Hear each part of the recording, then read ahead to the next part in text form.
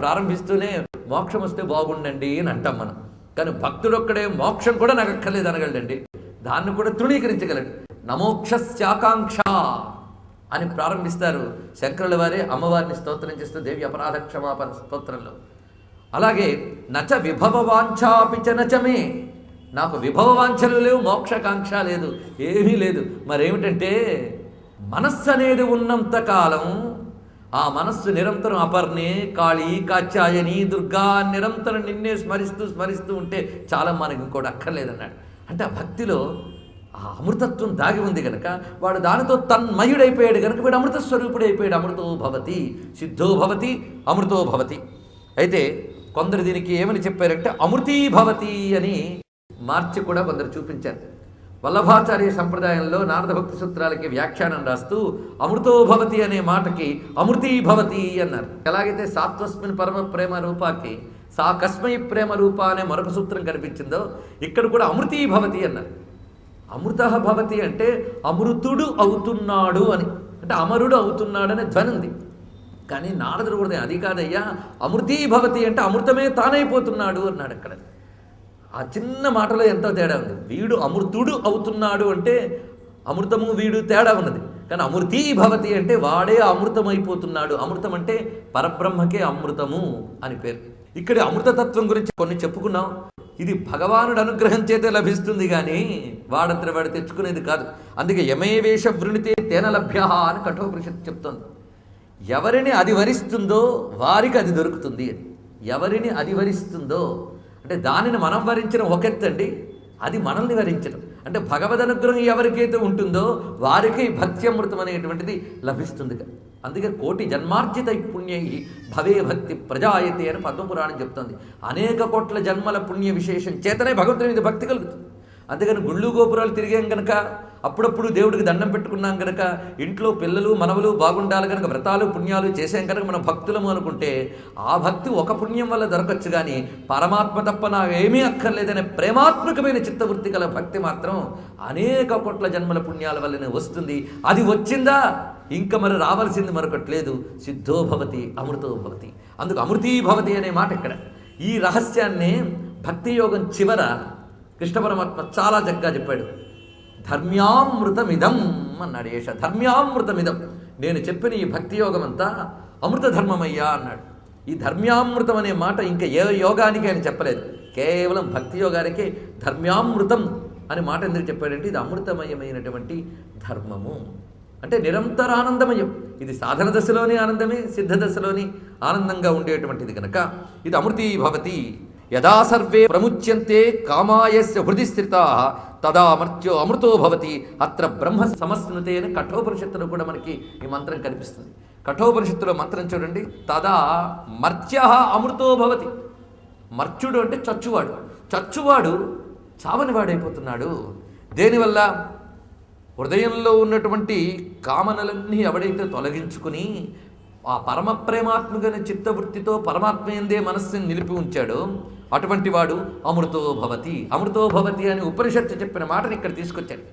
అంటే బ్రహ్మ విద్య ఎందు వేదాంత విద్య ఎందు ఏ అమృతత్వం చెప్పబడిందో అది పరమభక్తి వల్ల లభిస్తున్నది. పరమభక్తి అంటే ప్రేమాత్మకమైనటువంటి భక్తి వలన లభిస్తున్నది సుమా అని ఇంత చక్కగా ఉపనిషత్ వాక్యాన్ని ఇందులో నిక్షిప్తం చేసి తర్వాత వాక్యంలోకి పెడుతున్నాం మనం. తృప్తో భవతి, సిద్ధో భవతి, అమృతో భవతి, తృప్తో భవతి. వాడు అమృతుడైపోయి తృప్తుడవుతున్నట్ట. అంటే ఒక్కొక్కప్పుడు మనకి ఎన్ని దొరికినా తృప్తి ఉండదండి. ఎందుకంటే దొరికిన దాని విలువ తెలియదు ఒకటి, దానివల్ల తృప్తి ఉండదు. పైగా సృష్టిలో దేనికైనా ఎవడైనా తృప్తి పొందగలడా? తృప్తి పొందించే లక్షణం దేనికైనా ఉందా?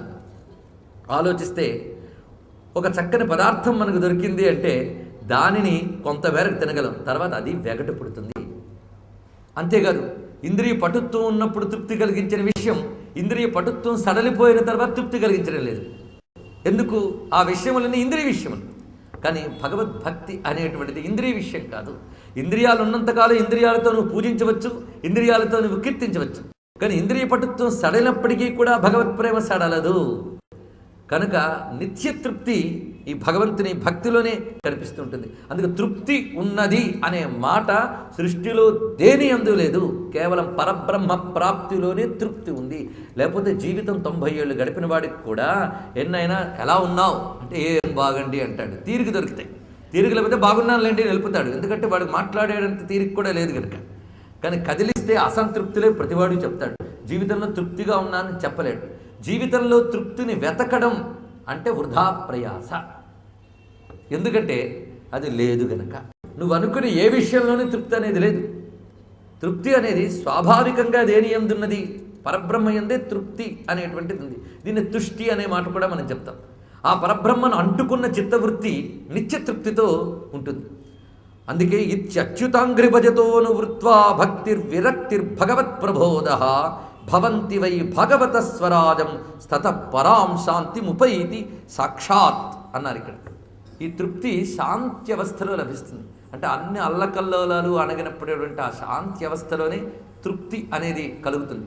అల్లకల్లోలో ఉన్నంతకాలం తృప్తి ఉండదు. ఈ శాంతావస్థ ఎప్పుడు లభిస్తున్నది అంటే భగవచ్చరణ కమల చింతనలో విలీనమైనప్పుడు లభించేది శాంతావస్థ. అయితే తృప్తి అనే దానికి తుష్టి అని అర్థం తీసుకుంటే మనం అందరం కూడా పుష్టి తుష్టి ఈ రెండు కోసం ఎప్పుడు తప్పించుతూ ఉంటాం. పుష్టి అంటే బలము సమృద్ధి అని అర్థం, తుష్టి అంటే తృప్తి అని అర్థం. ఈ రెండింటి కోసం మన యొక్క తపన. ఒక్కొక్కసారి అది నాకు సమృద్ధిగా లభిస్తే నేను తృప్తిగా ఉంటాను అనుకుంటాడు, ఎంతవరకు అది లభించే వరకు. అది లభించిన తర్వాత అది లభించేసింది కానీ తృప్తి మాత్రం మిగలదు. ఇది మనం నిత్యం చూస్తున్నాం. కానీ భాగవత ఒక మంచి ఉదాహరణ చెప్పింది. భగవంతుడే తృప్తి స్వరూపుడుట, తృప్తి స్వరూపుడు ఆయన. మనం వస్తువులన్నీ కూడా తృప్తి స్వరూపాలు కావు. తృప్తి వాటి యందు లభిస్తుందనే భావన మనం పెట్టుకున్నాం కనుక అది లభించిన వెంటనే ఆ భావననే మనం ఎంజాయ్ చేస్తున్నాం. ఆ వస్తువే తృప్తి స్వరూపం ఉంటే ఆ వస్తువు ఉన్నంతకాలం తృప్తి ఉండాలి, అది ఉండట్లేదే. పైగా ఆ వస్తువు ఎక్కడున్నా తృప్తి కలిగించాలి, కానీ అన్ని చోట్ల కలగదు. నీది అనిపించినప్పుడే నీకు దాని అంత తృప్తి కలుగుతున్నది కదా.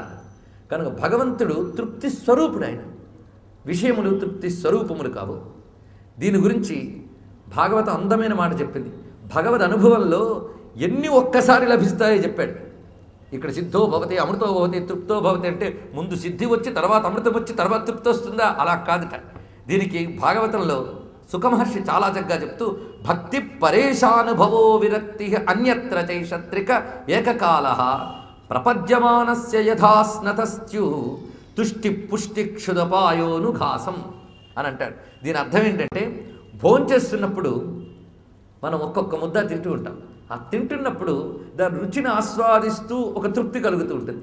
పైగా అది లోపలికి వెళ్ళడం వల్ల ఆకలి అనేటువంటి బాధ పోతుంది. మూడవది శరీరానికి పుష్టిస్తుంది. అంటే ఒక్కొక్క ముద్ద తింటున్నప్పుడు నీకు ఎలాగైతే రుచి పుష్టి క్షుధా నివారణ అనే 3 ప్రయోజనాలు లభించాయో అలాగే ఆ భగవంతుడి గురించి చింతన చేస్తున్నప్పుడు ఆయన గురించి భావన చేస్తున్నప్పుడు నీలో క్రమంగా భక్తి జ్ఞాన వైరాగ్యములు ఇవన్నీ ఒక సమృద్ధిగా చేరి తృప్తి లభిస్తుంది. అయితే భోజన తృప్తి భగవత్ తృప్తి ఒకటేనా? మనకు భోజనం తప్ప మరో విషయం తెలియదు కనుక దాన్ని ఉదాహరణగా చెప్పాడే తప్ప ఈ తృప్తిని ఆ తృప్తితో పోల్చలేదు. ఒక వస్తువును ఆస్వాదించడం వల్ల 3 నీకు ఎలా లభిస్తున్నాయో ఆ పరమాత్మ భక్తి ద్వారా ఇన్ని ప్రయోజనాలు నీకు చేకూరుతున్నాయని చెప్పడానికి సిద్ధో భవతి అమృతో భవతి తృప్తో భవతి అనే మాట ఇక్కడ చెప్పబడుతున్నది. కనుక తృప్తి అనేటువంటిది ఈ భక్తిలోనే లభిస్తుంది. అయితే భక్తిలో ఒక అసంతృప్తి కూడా ఉంది, కానీ అసంతృప్తి కూడా తృప్తిగా ఉంటుంది. అది భక్తిలో ఉన్న గొప్ప విశేషం. ఏమిటా అసంతృప్తి? ఆ అసంతృప్తి లేకపోతే చాలా బాధ అండి. భాగవతం ఆ అసంతృప్తి పెంచమని బాగా అడుగుతుంటుంది. ఏమిటా అసంతృప్తి అంటే భగవంతుడి కీర్తన చేసి ఇంకా చాలండి అనకూడదట. అలాగే భగవంతుడి గురించి విని ఇంకా చాలండి అనకూడదట. భగవంతుడి గురించి ధ్యానించి ఇంకా చాలండి అనకూడదటండి. ఇంకా ఇంకా కావాలి అని అంట. ఇంకా చాలండి అంటే అర్థం వాడి చిత్తం ఇంకా పక్వం కాలేదు అని అర్థం అనమాట. భగవద్విషయంలో నిరంతరం అసంతృప్తి ఉంటుంది, ఆ అసంతృప్తిలో ఒక తృప్తి ఉంటుందిట. అసలు భక్తి అనేది చిత్రం అండి. భక్తిలో భోగం ఉంటుంది, ఆ భోగంలో వైరాగ్యం ఉంటుంది. భక్తిలో భగవానుడికి అన్ని సమర్పణ చేస్తూ అన్ని సమకూర్చుతూ పువ్వులు పరిమళ ద్రవ్యాలు రకరకాల పదార్థాలు ఇవన్నీ ఉంటాయి. ఈ పదార్థాలు భగవంతుడికి నివేదన చేసి వీడు శుభ్రంగా తింటాడు. అలా పెట్టి వాడు తినేటప్పుడు స్వామి ప్రసాదం అని తృప్తిగా తింటాడు. ఇక్కడ భోగము ఉంది, అదేవిధంగా అది తినాలనే సరదా కంటే భగవత్ ప్రసాద దృష్టి ఉంది, కానీ పదార్థం యొక్క రుచి మీద అతనికి మోహం లేదు. అంటే వాడి భోగంలో వైరాగ్యం ఉంది. అలాగే వాడు అసంతృప్తిలో తృప్తి ఉంది. అసంతృప్తిలో తృప్తి చాలా బాగుంటుందండి. ఎందరో భక్తులు స్తోత్రాలు చదువుతున్నాం. ఆ స్తోత్రం రాసిన భక్తుడు ఎవడైనా ఈ పారాయణం చేసేవాడు ఏమనుకుంటున్నాడా, కోరికలు కోరాడా ఎప్పుడైనా పరిశీలించండి మీరు. శంకరాచార్యుల వారి శివానంద లహరి మీరు తీస్తే మనస్తే పాదాబ్జే నివసత్ వచ స్తోత్ర ఫణితౌ కరశ్చాభ్యర్చాయాం శృతిరపి కథాకర్ణన విధౌ. స్వామి, మనస్సు నీ పాదాలపై ఉండుగాక, చెవులు నీ కథలు వినుగాక, చేతులు నిన్ను సేవించుగాక అని ఆయన అంటాడు. కులశేఖరాల వారిని పలకరిస్తే జిహ్వే కీర్తయ కేశవం మురరిపుం చేతో భజ శ్రీధర్ అని వాడంటాడు. ఏమని, ఓ నాలిక నారాయణ్ణి కీర్తించు, ఓ మనస్సా నారాయణ్ణి కీర్తించు, ఓ చెయ్యి నారాయణ్ణి పాదాలని తడుము స్పృశించు, ఓ కనులారా నారాయణ మూర్తిని దర్శించండి, ఓ పాదములారా నారాయణ మందిరాన్ని ప్రదక్షిణ చేయండి అని అడిగారు. కానీ ఏ భక్తుడు కూడా ఓ కృష్ణ నా ఇంటి నుంచో సొమ్ములు నింపించి నా పిల్లాడికి అనారోగ్యంగా ఉంది కనుక ఆరోగ్యం తెప్పించి అని చదివాడా? ఆ స్తోత్రాలు పట్టుకుని మనం ఇవి అడుగుతున్నాం. కనుక నారదుడు చెప్పిన భక్తి, మనం వాడుతున్న భక్తి, మనం అనుకుంటున్న భక్తి, ఇవి చాలా తేడాలు ఉన్నాయండి. అచ్చమైన భక్తి, ప్యూర్ లవ్. వాడికి భక్తుడు భగవంతుడిని తప్ప మరేమీ కోరడం లేదు. మరి ఇంద్రియాలున్నా ఏం చేస్తావు? ఇంద్రియాలన్నిటితో ఆయనకే పని పెడతాం. ఆయనకి ఇంద్రియాలకి లింక్ పెట్టిస్తే ఇక్కడే ఇహైవ అమృతో భవతి, ఇక్కడే వాడు అమృతుడైపోతున్నట్ట. మీ అభిప్రాయాలను, సూచనలను మాకు తెలియజేయాల్సిన చిరునామా భక్తి TV, care of Rachana television private limited, road number 92, Jubilee hills, Hyderabad 5,96,000. మా ఇమెయిల్ ఐడి bhaktihyd@gmail.com. మా వెబ్సైట్ www.bhaktitv.org. Phone number 901012222333.